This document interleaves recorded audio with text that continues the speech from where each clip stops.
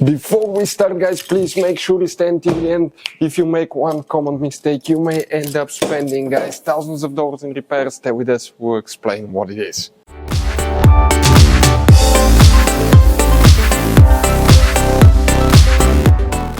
Hey guys, welcome back to Auto Repair, guys. Super quick helpful video for any of you having a problem where you jump started your Mercedes C Class generation W204 and now all of a sudden the car doesn't want to start. Do not freak out. Guys, please do not waste your money on diagnostics, parts, tools. Until you watch that video, it could be a really simple fix. We'll explain what you need to check. There is some hidden things as well. And by the way, if you need to buy any replacement parts, tools, we'll share the information in the description of the video below where you can get them from, and you can see where we get most of our tools and supplies from as well. So let's start on it now. Before we start, let us tell you a little bit about us, guys. Every single car we get here at the garage, we try to make at least 200 to 300 free repair videos. We make mechanical repair videos, engines, transmissions, bodywork, electrical, engine, transmission codes, fuses. Why we guys do all that? Because our mission here at the garage is, guys, to save you as much money as we can. All we need in return, please subscribe to the channel, like the video. That way we can keep making these free videos. And guys, check out our YouTube channels. We have more than 17,000 free repair videos that can save you thousands of dollars in future repairs. So let's start on it now.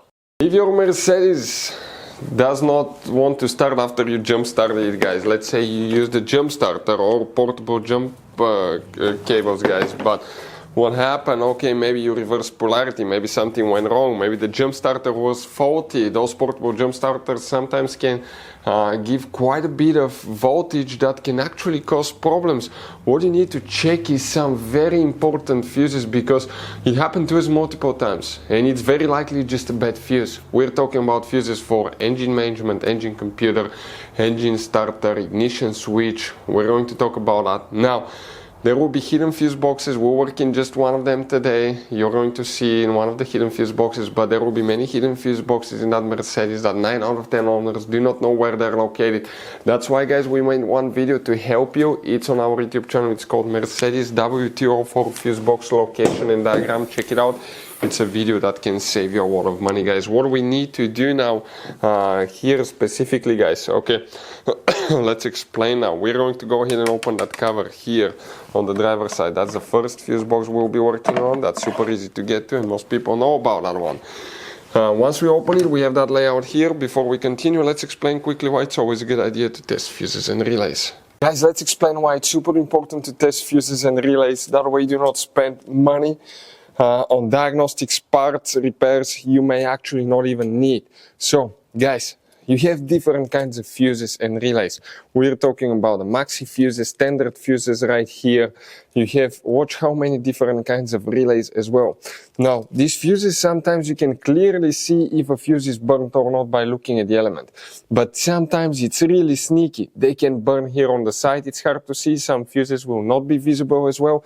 And we had people that will spend thousands of dollars in repairs, replacing modules, even engine computers, when all they had to do, they assumed they had a good fuse. They pulled it out, they saw it, and they assumed it was good. But guys, you can easily test these fuses, and on some of these, most of them, they have even the terminals on top that allows you to check them with a voltmeter and find out if it's good or bad. You see, that's a good fuse. If it's blown, okay, like this one here, it's blown, nothing. Check this thing out, no connection. One next to it, okay, right here, let me get good contact point. That's a good fuse, guys.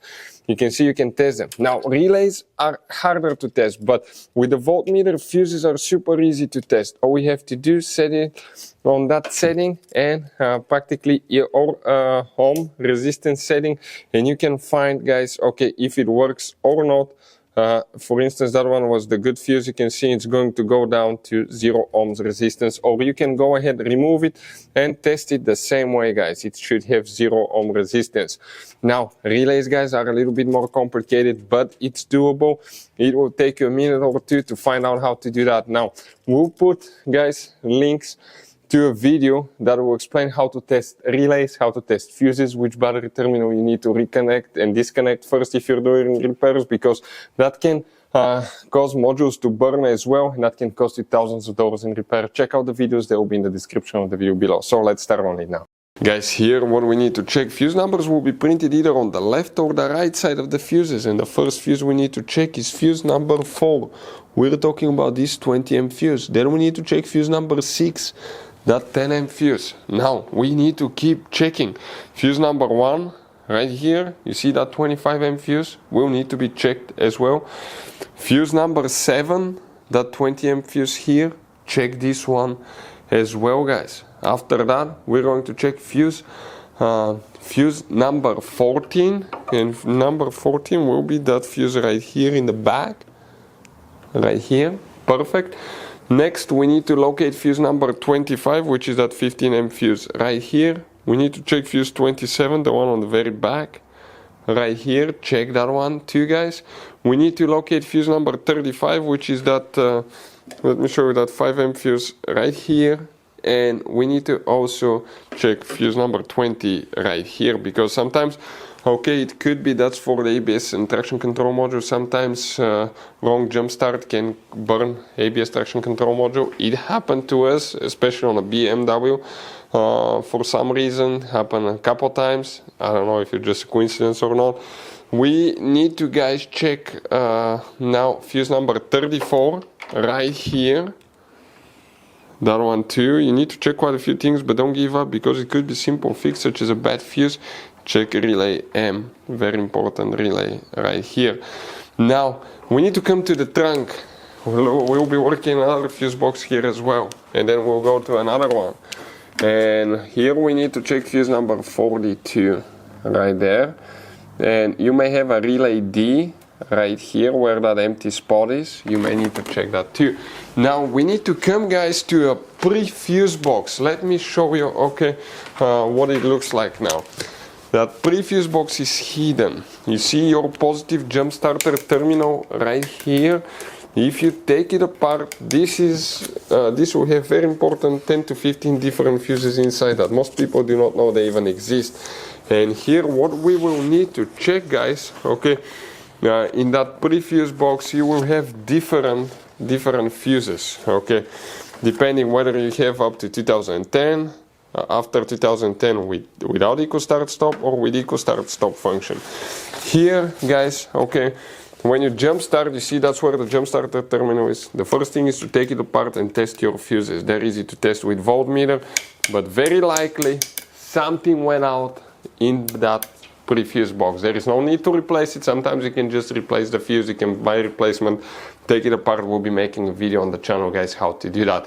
Now, if that doesn't fix it, hopefully you didn't burn your engine computer, because it happened in the past as well. But most of the times will be a fuse related problem, guys, on that Mercedes C Class. In this Mercedes W204, you're going to have all kinds of different fuses and relays that sometimes are hard to find, and if you're in the middle of nowhere, you may have a hard time finding one, guys. Replacement one, you may be stuck. It happened to us. So what we usually do, we buy some spare ones and we put in the glove box for a peace of mind. We'll share a link where you can get them at a really good price, quick shipping. That way you do not waste money and time. That link will be in the description of the video below. Check it out for your convenience. Hopefully, guys, the video will be helpful. Thank you for watching and see you next time.